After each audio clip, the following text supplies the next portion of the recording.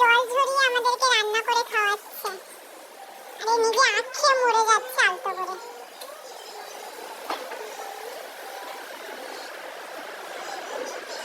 এই যে আরেক রমণী, আরেকজন অলওয়েজ শুয়ে আছে,